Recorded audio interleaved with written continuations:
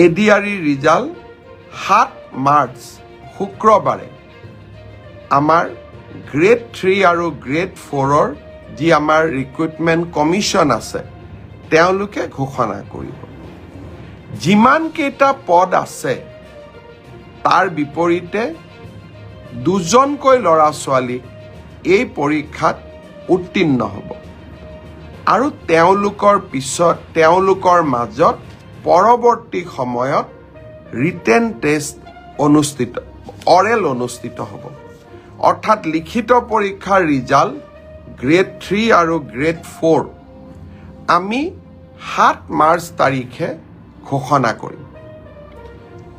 এটা পোষ্টৰ বিপৰীতে দুজনকৈ ল'ৰা ছোৱালীয়ে এই লিখিত পৰীক্ষাত উত্তীৰ্ণ হ'ব শেষৰ নম্বৰটোত যদি বেছি ল'ৰা ছোৱালীয়ে একেটা নম্বৰে পায়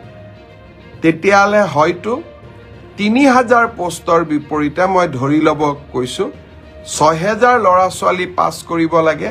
কিন্তু একেটা নম্বৰ যদি বহু পৰীক্ষাৰ্থীয়ে লাভ কৰে তেতিয়াহ'লে একে নম্বৰ পোৱা ল'ৰা ছোৱালীসকলেও পৰীক্ষাটোত ডেফিনেটলি পাছ কৰিব অৰ্থাৎ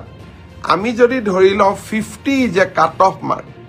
কিন্তু 50 যদি 50 জন ল'ৰাই নম্বৰ পাইছে তেতিয়াহ'লে 50 জন ল'ৰায়ে লিখিত পৰীক্ষাত পাছ কৰিব গতিকে 1:2 বুলি ক'লেও 1:2 একেবাৰে গ্ৰামাটিকেল সেন্সত নহ'ব হয়তো 2-4জন ল'ৰা ছোৱালীয়ে বেছিকৈও পাছ কৰিব এডিআৰইৰ পৰীক্ষালৈ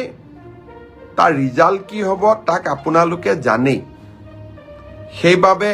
মই যিসকলে পাছ কৰিব তেওঁলোকক অভিনন্দন জনাইছোঁ যাতে অৰেলৰ বাবে তেওঁলোক সাজু হ'ব পাৰে আৰু যিসকলে পাছ নকৰিব আমি পুনৰ এই বছৰৰ শেষৰ ফালে নতুন বিজ্ঞাপন দিয়াৰ বাবে চেষ্টা কৰিম আপোনালোকে আৰু এবাৰ পৰীক্ষাত অৱতীৰ্ণ হ'ব আৰু লগতে অসমত উদ্যোগসমূহো আহিব মুখ্যমন্ত্ৰীৰ আত্মনিৰ্ভৰ অসম অভিযানো আছে আমি নিজকে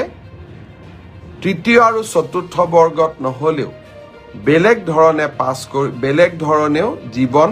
সফল কৰাৰ বাবে আমি প্ৰচেষ্টা কৰিম বহুত ল'ৰা ছোৱালীয়ে মোক কৈ থাকে